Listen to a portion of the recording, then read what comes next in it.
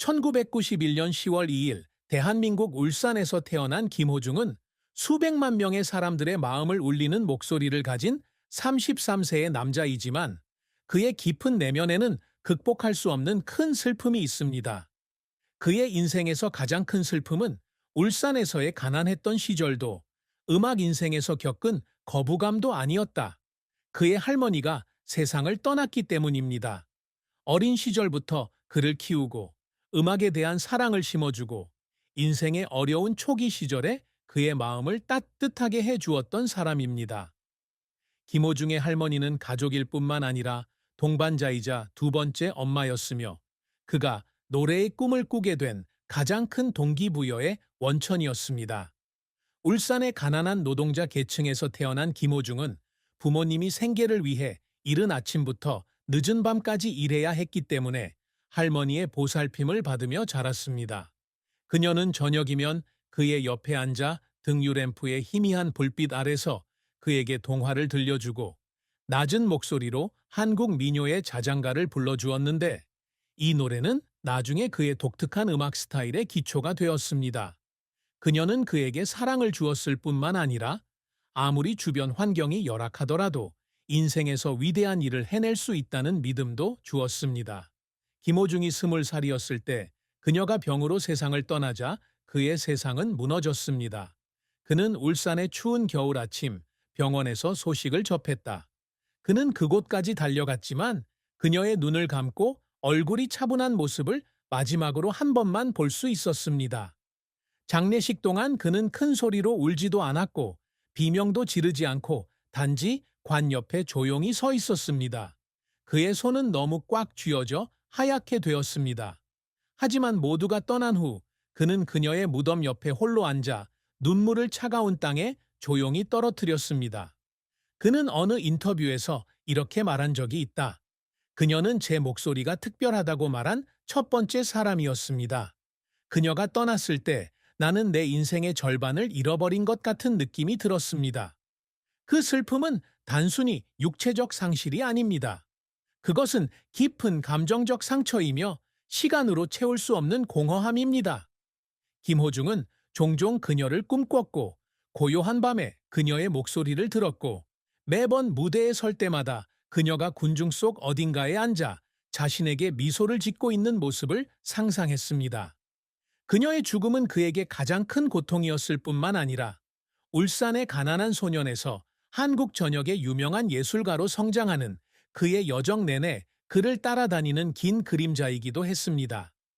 김호중의 경력은 침묵 속에서 흘린 인내와 열정, 그리고 눈물에 대한 긴 이야기입니다.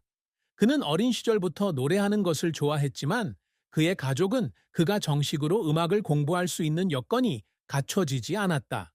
그는 오래된 라디오에서 나오는 노래, 할머니가 남긴 음반을 통해 그리고 울산 거리에서 거리 음악을 하며 가족을 부양할 돈을 벌며 독학으로 노래를 배웠습니다. 그의 목소리는 고전 오페라의 세련미와 트로트의 날카로움이 결합된 강력한 테너였으며 하늘이 준 선물이었지만 그것을 직업으로 만드는 것은 어려운 일이었습니다. 김호중의 가장 큰 성공은 2020년 미스터 트롯은 한국의 유명한 음악 경연 대회입니다. 그는 29세의 나이에 자신의 모든 열정과 욕망을 담아 무대에 올라 자신을 증명했습니다. 오페라와 트로트를 섞은 그의 목소리는 강당에 울려 퍼지며 수백만 시청자의 마음을 사로잡았습니다. 그는 압도적인 승리를 거두어 미스터 챔피언이 되었습니다. 트로트라는 노래가 인기를 얻으면서 빠르게 음악적 현상으로 떠올랐습니다. 그 후 그의 앨범, 더 클래식 앨범, 판로마 등은 엄청난 판매량을 기록했고 그의 콘서트는 항상 매진되었으며 그의 이름은 모든 미디어에 실렸습니다.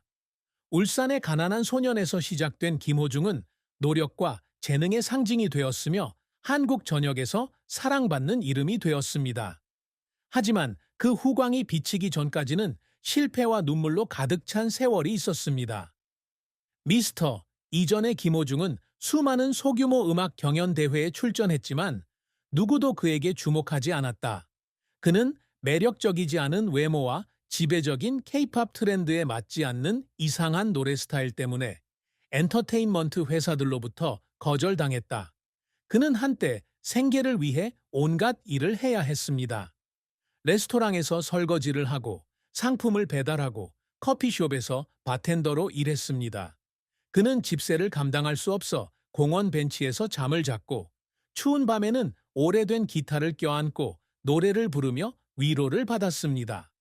어느 날 그는 큰 음악 경연대회의 예선에서 탈락한 뒤 초라한 빌린 방으로 돌아와 테이블 위에 놓인 그녀의 사진을 보고 울음을 터뜨렸습니다. 그는 자신의 실패 때문에 울었을 뿐만 아니라 자신을 빛나기 위해 태어났다고 늘 믿어온 여자를 실망시켰다는 생각 때문에 울었습니다. 김호중의 노력은 재정적 어려움이나 주변 사람들의 의심을 극복하는 데서 그치지 않았습니다. 그는 수년 동안 오페라 기법을 갈고 닦으며 이를 트로트 음악과 결합하는 법을 배웠습니다. 이는 전에 한 번도 시도된 적이 없는 창조물이었습니다. 목소리가 쉰 채로 피를 토할 때까지 연습한 날도 있었지만 그는 멈추지 않았습니다. 그는 이렇게 말한 적이 있다.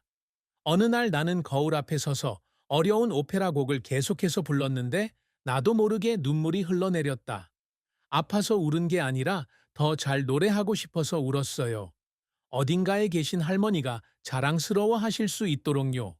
그의 마음을 단련시킨 것은 바로 그 눈물이었고 거리에서 노래하던 불쌍한 소년이 큰 영향력을 가진 예술가로 수백만 명의 사람들의 마음에 음악을 가져다 준 사람으로 변모했습니다. 김호중에게 성공은 단지 명예나 돈만이 아니다. 목소리를 사용하여 감정을 전파하고 가장 필요로 하는 사람들에게 기쁨과 희망을 가져다 주는 능력입니다. 그는 항상 음악 장르 간의 경계를 무너뜨리고자 노력해왔으며 종종 고풍스러운 것으로 여겨지는 장르인 트로트가 클래식 오페라와 어우러져 새롭고 아름다운 것을 만들어낼 수 있음을 증명했습니다. 이는 그가 경력을 시작한 이래로 자신에게 세운 가장 큰 목표이자 그에게 전통 한국 가락에 대한 사랑을 전해준 그녀를 기억하는 그의 방식이기도 하다. 김호중의 가장 자랑스러운 업적 중 하나는 자선 콘서트를 조직한 것입니다. 미스터로 유명해진 후 그는 트로트라는 이름으로 자신의 성공을 혼자만 간직하지 않고 불우한 사람들을 돕는 데 사용했습니다. 그는 한때 고향인 울산에서 무료 콘서트를 열었는데 일반 직장인부터 노인까지 수천 명의 지역 주민들이 그의 노래를 듣기 위해 찾아왔습니다. 군중 속에 웃는 얼굴을 보며 그는 그녀에게 한 약속 중 일부를 지킨 것 같은 기분이 들었다. 즉, 자신의 재능을 사용해 지역사회에 기쁨을 가져다 주고 연결하겠다는 약속이었다. 그 콘서트는 단순한 음악 행사가 아니라 그를 오늘날의 사람으로 만든 힘든 시절과 고향에 대한 감사를 표현하는 방식이기도 했습니다. 김호중은 국제 무대에서도 인정을 받기 위해 항상 노력한다. 그는 언젠가 유럽이나 미국의 큰 무대에 서서 한국 음악, 특히 트로트와 오페라를 융합한 음악을 전 세계 청중에게 선보이는 것을 꿈꿉니다. 그는 이 꿈을 실현하기 위해 영어를 배우고 푸치니의 네순 도르마나 오 솔레 미오 등 고전 오페라를 공부하고 한국을 넘어서는 음악 프로젝트를 준비하기 시작했습니다. 그는 이러한 목표를 달성하지는 못했지만 트로트 가수로서뿐만 아니라 세계적인 아티스트로서 자신의 이름을 꾸준히 쌓아가며 꾸준히 노력해왔습니다. 그는 한때 이렇게 말했다. 저는 한국 음악이 단순히 케이팝이 아니라는 걸 세상에 알리고 싶습니다. 저는 그들이 제 이야기를 모든 노트를 통해 듣기를 바랍니다. 아마도 김호중의 가장 큰 성취는 그가 자신의 여정을 되돌아보며 포기하지 않았다는 것을 깨달았을 때였을 것입니다. 울산 거리에서 노래를 부르던 가난한 소년에서 그는 수백만 명의 사람들, 즉 꿈에 시달리는 근로자와 청년들에게 영감을 주는 존재가 되었습니다. 그는 누구든지 배경이 어떻든 계속 노력하면 원하는 것을 이룰 수 있다는 것을 증명하고 싶었습니다. 이것이 그가 남기고 싶어 하는 유산입니다. 음악을 통해서만이 아니라 삶을 통해서도 회복력과 열정, 감사에 대한 이야기를 전하고 싶습니다. 김호중은 33세의 나이로 아직 미혼이며 유명해진 뒤 결혼도 하지 않았고 공개 연애도 하지 않았습니다. 그에게 사랑이란 아름다운 동시에 고통스러운 개념인데, 왜냐하면 그의 마음은 과거의 상처로 인해 다친 것처럼 보이기 때문이다. 그는 20대의 한 소녀와 사랑에 빠졌습니다. 순진하지만 깊은 첫사랑이었습니다. 그녀는 그의 울산 고등학교 동창으로 집안이 가난했음에도 불구하고 항상 그의 음악적 꿈을 응원해주는 상냥한 사람이었습니다. 그들은 봄이면 벚꽃이 가득한 거리를 함께 걷고 비 오는 오후에는 함께 앉아 그녀가 가르쳐준 민요를 부르는 것을 듣곤 했습니다. 그는 그녀가 그와 함께 작은 가족을 꾸릴 사람이 될 것이라고 생각했습니다. 단순하지만 행복한 가정이죠. 하지만 그녀의 가족의 강한 반대에 부딪혀 그 사랑은 무너졌습니다. 그들은 김호중이라는 가난한 사람이 미래가 불투명해서 자기 딸에게 어울리지 않는다고 생각한다.